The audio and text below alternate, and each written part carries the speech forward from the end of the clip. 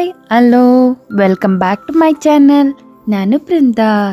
ಇವತ್ತು ನನ್ನ ಚಾನಲಲ್ಲಿ ಏನು ಮಾಡ್ತಾಯಿದ್ದೀನಿ ಅಂದರೆ ಈಸಿಯಾಗಿ ಉದ್ದಿನ ವಡೆ ಮಾಡ್ತಾಯಿದ್ದೀನಿ. ಉದ್ದಿನ ವಡೆ ಅಥವಾ ಮೆದು ವಡೆ ಏನು ಬೇಕಾದರೂ ಹೇಳ್ಬೋದು.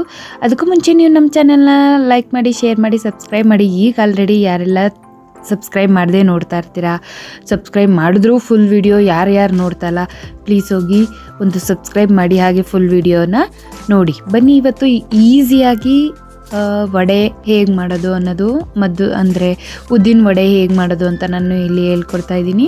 ಸೊ ಈ ಉದ್ದಿನ ವಡೆ ತುಂಬಾ ಚೆನ್ನಾಗಿರುತ್ತೆ, ಆಮೇಲೆ ಆರೋಗ್ಯಕ್ಕೂ ತುಂಬಾ ಒಳ್ಳೆಯದು. ಈ ಉದ್ದಿನ ಕಾಳಿಂದು ತಿನ್ನೋದ್ರಿಂದ ಸೊಂಟ ಸಮಸ್ಯೆ ಏನೇ ಇದ್ದರೂ ಏನೂ ಬರಲ್ಲ. ಯಾಕೆಂದರೆ ಇದು ಸ್ವಲ್ಪ ಸೊಂಟಕ್ಕೆ ಭದ್ರ ಅಂತ ಆಗಿನ ಕಾಲದಲ್ಲೆಲ್ಲ ಹೇಳ್ತಾಯಿದ್ರು. ಸೊ ಹಾಗಾಗಿ ಇದು ತುಂಬಾ ಆರೋಗ್ಯಕ್ಕೆ ಒಳ್ಳೆಯದು. ಇವತ್ತು ಇದನ್ನು ಹೇಗೆ ಮಾಡೋದು ಅಂತ ಈಸಿಯಾಗಿ, ಹಾಗೆ ಹೋಟೆಲ್ ಸ್ಟೈಲಲ್ಲಿ ಬರುತ್ತಲ್ಲ, ಹೋಟೆಲಲ್ಲೆಲ್ಲ ಮಾಡ್ತಾರಲ್ಲ, ಫುಲ್ಲು ಮೇಲೆಲ್ಲ ಗರ್ಗರಿ, ಒಳಗಡೆ ಎಲ್ಲ ಫುಲ್ ಸಾಫ್ಟ್ ಆ ಥರ ಹೇಗೆ ಮಾಡೋದು ಅಂತ ಇವತ್ತು ನಾವು ನನ್ನ ಚಾನಲಲ್ಲಿ ನೋಡ್ಕೊಂಬರೋಣ ಬನ್ನಿ.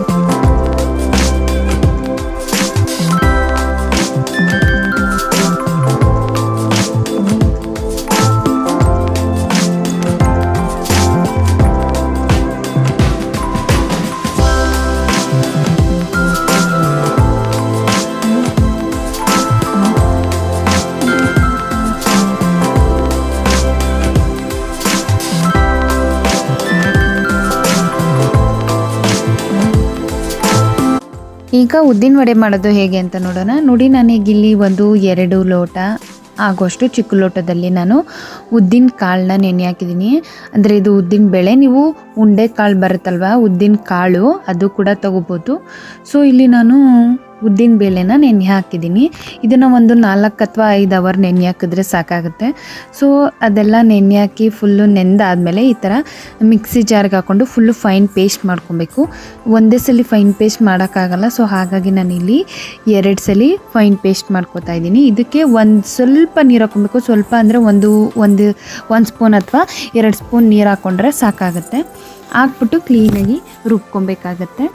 ನೋಡಿ, ಈ ಥರ ಫುಲ್ಲು ಫೈನ್ ಪೇಸ್ಟ್ ಆಗೋವರೆಗೂ ಕ್ಲೀನಾಗಿ ರುಬ್ಕೊಬೇಕು. ತುಂಬ ಜಾಸ್ತಿ ನೀರು ಹಾಕೋಕೆ ಹೋಗ್ಬೇಡಿ. ನೀರು ಹಾಕಿದ್ರೆ ವಡೆ ಫುಲ್ಲು ರಿಸ್ಕಿ ಆಗಿಬಿಡುತ್ತೆ. ಸೊ ಆ ಥರ ರುಬ್ಬಿರೋದನ್ನ 2 ಸಲ ನಾನು ರುಬ್ಬಿದೆ. 2 ಸಲ ರುಬ್ಬಿರೋದನ್ನ ನಾನು ಇಲ್ಲಿ ಒಂದು ಬೌಲ್ಗೆ ಹಾಕ್ಕೊಂಡಿದ್ದೀನಿ. ಸೊ ಇದು ಸ್ವಲ್ಪ ವಡೆ ಏನಿದೆ ಅದು ಮೇಲ್ಗಡೆ ಕ್ರಿಸ್ಪಿ ಇರಬೇಕು, ಒಳಗಡೆ ತುಂಬ ಸಾಫ್ಟಾಗಿರಬೇಕು. ಸೊ ಹಾಗಾಗಿ ನಾನಿಲ್ಲಿ 1 ಸ್ಕೂಪ್ ಆಗುವಷ್ಟು ಅಕ್ಕಿ ಹಿಟ್ಟು, ಹಾಗೆ 1 ಸ್ಕೂಪ್ ಆಗುವಷ್ಟು ಚಿರೋಟಿ ರವೆ ತೊಗೊಂಡಿದ್ದೀನಿ. ಇದು ನಾನು ಸ್ಕೂಪ್ ಅಳತೆಯಲ್ಲಿ ಹಾಕ್ತಾಯಿದ್ದೀನಿ. ನೀವು ಬೇಕಿದ್ದರೆ ಚಮಚದಲ್ಲೂ ಹಾಕ್ಬೋದು. ಸ್ಪೂನಲ್ಲಿ ಬೇಕಿದ್ರೆ 2 ಸ್ಪೂನ್ ಹಾಕಿದ್ರೆ ಸಾಕು. 2 ಸ್ಪೂನು ಅಕ್ಕಿ ಹಿಟ್ಟು, 2 ಸ್ಪೂನು ಚಿರೋಟಿ ರವೆ. ಇದು ಆಪ್ಷನಲ್, ಬೇಕಾದರೆ ಹಾಕೋಬೋದು, ಬೇಡ ಅಂದರೆ ಇಟ್ಸ್ ಓಕೆ. ಅಕಸ್ಮಾತ್ ಏನಾದರೂ ಹಿಟ್ಟು ನೀರಾಗ್ಬಿಟ್ಟಿತ್ತು ಅಂದರೆ ನೀವು ಅಕ್ಕಿ ಹಿಟ್ಟನ್ನ ಈ ಥರ ಮಿಕ್ಸ್ ಮಾಡ್ಕೊಂಡು ಕೂಡ ಹಾಕೊಬೋದು. ಆವಾಗ ಚೆನ್ನಾಗಿ ಬರುತ್ತೆ ವಡೆ.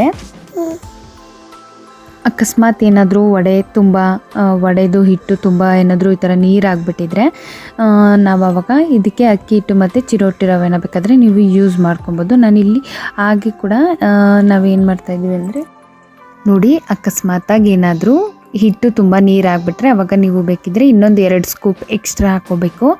ಆವಾಗ ಅದು ಒಂದು 5-10 ನಿಮಿಷ ಬಿಟ್ಟರೆ ಆವಾಗ ಸ್ವಲ್ಪ ಗಟ್ಟಿಯಾಗುತ್ತೆ. ಆವಾಗ ನೀವು ವಡೆನ ಬಿಡ್ಬೋದು. ನೋಡಿ, ಈಗ ಕರೆಕ್ಟ್ ಹಿಟ್ಟು ಅದಕ್ಕೆ ಬಂದಿದೆ. ಸೊ ಅವೆರಡು ಹಿಟ್ಟನ್ನು ಮಿಕ್ಸ್ ಹಾಕಿದ್ಮೇಲೆ ಅದನ್ನು ಚೆನ್ನಾಗಿ ಈ ಥರ ಬೀಟ್ ಮಾಡಬೇಕು ಕೈಯಿಂದ. ಹಾಗೆ ನಾನು ಇದಕ್ಕೆ ಸ್ವಲ್ಪ ಕೊತ್ತಂಬರಿ ಸೊಪ್ಪು, ಹಾಗೆ ಕರಿಬೇವು, ಸ್ವಲ್ಪ ಶುಂಠಿ, ಹಾಗೆ ಒಂದು ಸ್ವಲ್ಪ ಕಾಯಿ ಕಟ್ ಮಾಡಿರೋದು, ಹಾಗೆ 1-2 ಮೆಣಸು, ಒಂದು ಸ್ವಲ್ಪ ಈರುಳ್ಳಿ ಕೂಡ ಹಾಕಿದ್ದೀನಿ, ಹಸಿರು ಮೆಣಸಿನ್ಕಾಯಿ ಕೂಡ ಹಾಕಿದ್ದೀನಿ. ಅದನ್ನೆಲ್ಲ ಕ್ಲೀನಾಗಿ ಹಿಂಗೆ ಕಲಿಸ್ಬಿಟ್ಟು ಒಂದು ಬೌಲಲ್ಲಿ ನಾವು ನೀರು ಇಟ್ಕೊಬೇಕು. ಅದರಲ್ಲಿ ಈ ವಡೆನ ನೀರಲ್ಲಿ ಕೈ ಅದ್ಬಿಟ್ಟು ಕ್ಲೀನಾಗಿ ಇದನ್ನು ಉಂಡೆನ ಎತ್ಕೊಂಡು ಉಂಡೆನ ಮಿಶ್ರಣ ಏನಿದೆ ಅದನ್ನು ಎತ್ಕೊಂಡು ಸ್ವಲ್ಪ ಉಂಡೆ ಮಾಡಿ ಆಮೇಲೆ ಮಧ್ಯದಲ್ಲಿ ಹೀಗೆ ತೂತ ಮಾಡಿ ಅದನ್ನು ಬಿಡೋದು. ಸೊ ಈಗ ಇದು ಆಗಿದೆ ಹಿಟ್ಟು, ಅಲ್ಲಿ ಎಣ್ಣೆ ಕಾಯೋಕ್ಕೆ ಇಟ್ಬಿಡ್ತೀನಿ. ಅದಾದಮೇಲೆ ನಾನು ಇಲ್ಲಿ ಸ್ವಲ್ಪ ಸಾಲ್ಟ್ ಹಾಕೋತೀನಿ ರುಚಿಗೆ ತಕ್ಕಷ್ಟು. ನೋಡಿ ನೀರು ಕೈನ ಅದ್ಬಿಟ್ಟು ಈ ಥರ ಎತ್ಕೊಂಡು ಸ್ವಲ್ಪ ಹಿಂಗೆ ಲೈಟಾಗಿ ಉಂಡೆ ಮಾಡಬೇಕು. ಉಂಡೆ ಮಾಡಾದ್ಮೇಲೆ ಈ ಥರ ಒಳಗಡೆ ತೂತ ಮಾಡಬೇಕು. ಆವಾಗ ಉದ್ದಿನ ವಡೆ ಕರೆಕ್ಟಾಗಿ ಚೆನ್ನಾಗಿ ಬರುತ್ತೆ. ಸ್ವಲ್ಪ ಏನು ಹಿಟ್ಟನ್ನು ಸ್ವಲ್ಪ ಚಿಕ್ಕದಾಗಿ ತಗೊಳ್ಳಿ, ಆವಾಗ ಚೆನ್ನಾಗಿ ಬೇಯುತ್ತೆ, ಚೆನ್ನಾಗಿ ಕೂಡ ಬರುತ್ತೆ. ಈಚ್ ಕಡೆ ಮಾತ್ರ ತುಂಬಾ ಗರಿಗರಿಯಾಗಿತ್ತು, ಸಖತ್ ಇಷ್ಟ ಆಗೋಯ್ತು ನಮಗಂತೂ, ತುಂಬಾ ಚೆನ್ನಾಗಿತ್ತು. ಎಣ್ಣೆಲಿ ಬಿಡಬೇಕಾದ್ರೆ ಹುಷಾರಾಗಿ ನೋಡಿಕೊಂಡು ಬಿಡಬೇಕು, ಯಾಕೆಂದರೆ ನಾವು ನೀರಲ್ಲಿ ಕೈ ಬೇರೆ ಅದ್ದಿರ್ತೀವಲ್ಲ, ಸೊ ಅದ್ರದ್ದು ಏನಾದರೂ ನೀರು ಬಿದ್ದುಬಿಟ್ರೆ ಈ ಎಣ್ಣೆ ಪಟ್ ಅಂತ ಎಗರ್ಬಿಡುತ್ತೆ. ಅದಕ್ಕೆ ಸೊ ನಿಧಾನಕ್ಕೆ ಕಾಮಾಗಿ ಮಾಡಬೇಕು, ಯಾವುದೇ ಒಂದು ರಿಸ್ಕ್ ತೊಗೊಳ್ದೆ ಮಾಡೋಕ್ಕೆ ಹೋಗಬಾರ್ದು. ನೋಡಿ ಕ್ಲೀನಾಗಿ ಹಿಂಗೆ ರೌಂಡ್ ಮಾಡಿಬಿಟ್ಟು ಸ್ವಲ್ಪ ಮೆತ್ತಗೆ ಒಂದು ಸುಮ್ಮನೆ ಹಿಂಗೆ ವಡೆ ಥರ ಸುಮ್ಮನೆ ಲೈಟಾಗಿ ತಟ್ಟಿಬಿಟ್ಟು ಆಮೇಲೆ ತೂತ ಮಾಡಿಬಿಟ್ಟು ಎಣ್ಣೆಲಿ ಬಿಟ್ಟರೆ ಕ್ಲೀನಾಗಿ ಬೇಯುತ್ತೆ. ಆಮೇಲೆ ಅದನ್ನು ಒಂದು ಮಧ್ಯಮ ಉರಿಲಿ ನಾವು ಅದನ್ನು ಕ್ಲೀನಾಗಿ ಬೇಯಿಸ್ಕೊಂಡ್ರೆ ವಡೆ ಕ್ಲೀನಾಗಿ ಬೆಂದಿರುತ್ತೆ.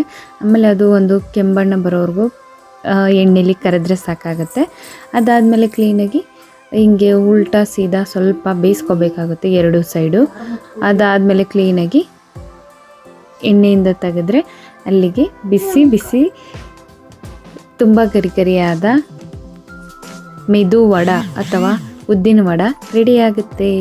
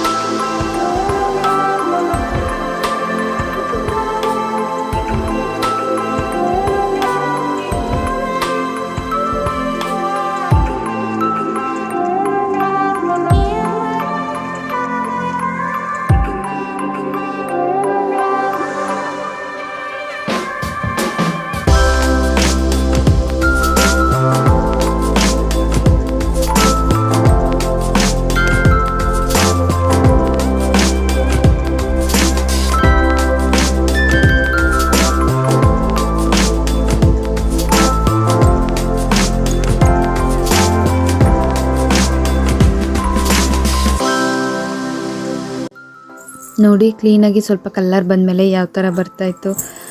ಇದಾದಮೇಲೆ ಇದು ಕರೆದಾದ್ಮೇಲೆ ಅಲ್ಲಿ ಕೂಡ ಇಟ್ಟಿದ್ದೀನಿ. ಎಷ್ಟು ಚೆನ್ನಾಗಿ ಬಂದಿತ್ತು ಉದ್ದಿನ ವಡೆ.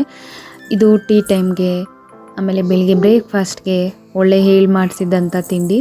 ಸೊ ಇದನ್ನು ನೀವು ಕೂಡ ಮನೇಲಿ ಟ್ರೈ ಮಾಡಿ ಹೇಗೆ ಬಂತು ಅಂತ ನನಗೆ ಕಮೆಂಟ್ ಹಾಕಿ. ಈ ವಿಡಿಯೋ ಇಷ್ಟ ಆಗಿದ್ದರೆ ಲೈಕ್ ಮಾಡಿ, ಶೇರ್ ಮಾಡಿ, ಸಬ್ಸ್ಕ್ರೈಬ್ ಮಾಡಿ, ಹಾಗೆ ಸಪೋರ್ಟ್ ಮಾಡ್ತಾನೇ ಇರಿ. ಉದ್ದಿನ ವಡೆ ಮಾಡಿ ನೀವು ಕೂಡ ಹೇಗೆ ಬಂತು ಅಂತ ನನಗೆ ಕಮೆಂಟ್ ಹಾಕಿ. Thank you so much.